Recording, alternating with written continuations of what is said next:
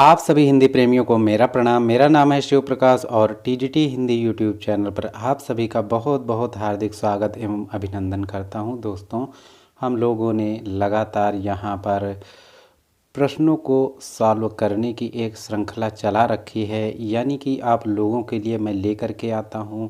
चाहे आप तैयारी कर रहे हो उत्तर प्रदेश टीजीटी पीजीटी, इसके साथ ही केवीएस एनबीएस, इसके साथ अन्य जो भी आपकी प्रतियोगी परीक्षाएं हैं जैसे कि यूजीसी नेट, जेआरएफ, अन्य जो भी आपके DSSB आदि की जो परीक्षाएं आयोजित की जाती हैं, जहां पर कि हिंदी को एक सब्जेक्ट के रूप में आपकी परीक्षाएं होती हैं, तो दोस्तों उसके लिए सबसे ज़्यादा हेल्पफुल जो प्रश्न है वह मैं आपको लगातार यहां पर करा रहा हूं। यह जो प्रैक्टिस सेट है वह है प्रैक्टिस सेट नंबर 3।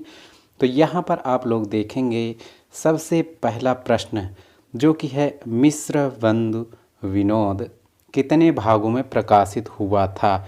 तो यहाँ पर ऑप्शन दिए गए हैं 3 भाग, 1 भाग, 4 भाग, 2 भाग।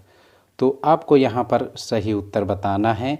आप चाहें तो आप कमेंट बॉक्स में कमेंट करके भी अपनी जो क्षमता है उसका आकलन कर सकते हैं। यहाँ पर सही उत्तर है विकल्प नंबर 3, 4 भाग। तो चलते हैं हम अगले प्रश्न की तरफ। यहाँ पर आप लोग देख पाएंगे अगला प्रश्न। तो अगला प्रश्न में आपसे पूछा गया है कि मिस्र बंधुओं ने परिवर्तन काल की समय सीमा क्या निर्धारित की है। तो नंबर 1 पर है संवत 1791 विक्रमी से संवत 1889 विक्रमी। इसके बाद दूसरा विकल्प है संवत 1890 विक्रमी से संवत 1925 विक्रमी। वहीं तीसरा विकल्प है संवत 1890 से संवत 1925 विक्रमी।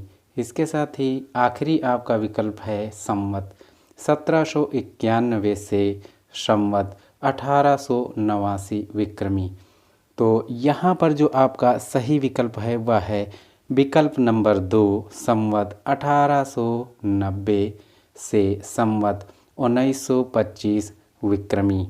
तो चलते हैं हम अपने अगले प्रश्न की तरफ। यहाँ पर आप देख पा रहे हैं कि मिस्र बंधुओं की पुस्तक हिंदी नवरत्न में इनमें से किस कवि को स्थान नहीं मिला। तो यहाँ पर ऑप्शन दिए गए हैं नंबर 1 मतीराम, नंबर 2 मलिक मोहम्मद जायसी, नंबर 3 पर हैं देव और नंबर 4 पर हैं सूरदास। तो दोस्तों यहाँ पर सही विकल्प है ऑप्शन नंबर 2 मलिक मोहम्मद जायसी। अब हम चलते हैं अपने अगले क्वेश्चन की तरफ। तो यहाँ पर आप देख पा रहे हैं, यहाँ दिया गया है विक्रमी संवत 1050 से 1375 की कालावधि में लिखे गए हिंदी साहित्य का वीर गाथा के रूप में नामकरण किसने किया था।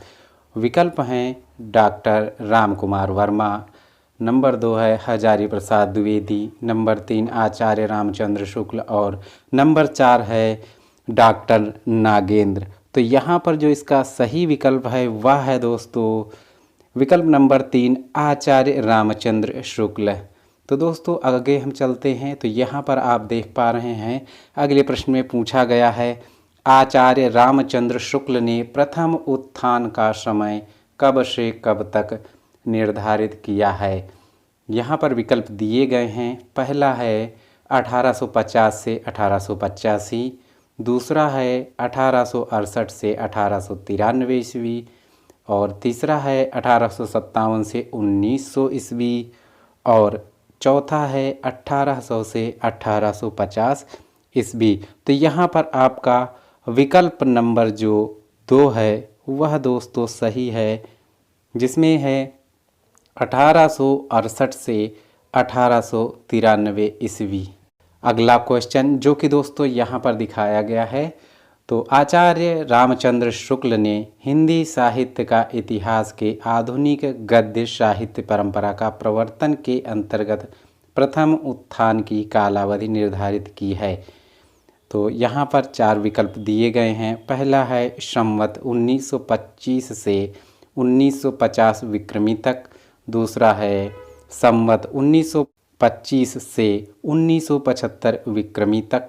उसके बाद तीसरा है संवत 1900 से 1950 विक्रमी तक। और चौथा विकल्प है 1900 से 1925 विक्रमी तक। तो दोस्तों इसका जो आपका सही जवाब है वह है विकल्प संख्या 1, 1925 से 1950 विक्रमी तक। अब हम देखते हैं अगला क्वेश्चन। तो यहाँ पर दोस्तों आप देख पा रहे हैं, आचार्य रामचंद्र शुक्ल ने द्वितीय उत्थान का समय कब से कब तक तय किया है। तो यहाँ पर आपको देखना है और अपना जवाब कमेंट बॉक्स में कमेंट करके देना है।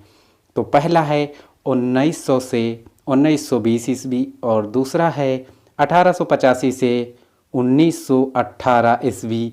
उसके बाद है नंबर 3 पर 1893 से 1918 ईस्वी और चौथा है 1903 से 1920 ईस्वी।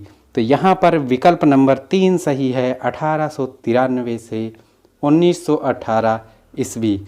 अब चलते हैं हम अगले क्वेश्चन की तरफ। तो यहाँ पर आप लोग देख पा रहे हैं कि रामचंद्र शुक्ल ने हिंदी साहित्य का जो आरंभ है कब से माना है। तो यहाँ पर पहला विकल्प है विक्रमी संवत 1100 से। नंबर 2 पर है विक्रमी संवत 1000 से। उसके बाद तीसरा है विक्रमी संवत 1075 से। उसके साथ ही चौथा विकल्प है विक्रमी संवत 1050 से। तो दोस्तों यहाँ पर इसका जो आपका राइट ऑप्शन है वह है विकल्प नंबर 4, विक्रमी संवत 1050 से। अब हम चलते हैं अगले आपके प्रश्न पर। तो यहाँ पर आपसे पूछा जा रहा है हिंदी साहित्य की भूमिका के लेखक कौन हैं। यहाँ आपके विकल्प दिए गए हैं। नंबर 1 राहुल सांकृत्यायन। नंबर 2 पर हैं आचार्य हजारी प्रसाद द्विवेदी। नंबर 3 पर डॉक्टर नागेंद्र और नंबर 4 पर विश्वनाथ प्रसाद मिश्र। तो दोस्तों यहाँ पर सही ऑप्शन है विकल्प नंबर 2 हजारी प्रसाद द्विवेदी। अब हम चलते हैं अपने अगले प्रश्न की तरफ। तो यहाँ पर आप देखेंगे हिंदी साहित्य और संवेदना का विकास किसकी रचना है। Number 1 doctor Ram Kumar Verma. Number 2 doctor Kishori Lal Gupt. Number 3 doctor Jagdish गुप्त और नंबर 4 डॉक्टर रामस्वरूप चतुर्वेदी। इसमें सही विकल्प आपका है विकल्प नंबर 4 डॉक्टर रामस्वरूप चतुर्वेदी। उम्मीद करता हूँ जो भी मैं आपको यहाँ पर क्वेश्चन प्रैक्टिस करवा रहा हूँ वह आपके लिए काफ़ी हेल्पफुल रहे होंगे। कृपया वीडियो को लाइक करके हमारा उत्साह बढ़ाइए। साथ ही दोस्तों इस वीडियो को शेयर करके अपने दोस्तों को भी इस मंच का हिस्सा बनाइए ताकि वह लोग भी मिल करके हिंदी को और भी समृद्ध और शक्तिशाली बना सकें। तो मिलता हूँ आने वाले नेक्स्ट प्रैक्टिस सेट के साथ में। तब तक के लिए जय हिंद जय Bharat. TGT Hindi YouTube channel देखने के लिए आप सभी का बहुत बहुत धन्यवाद।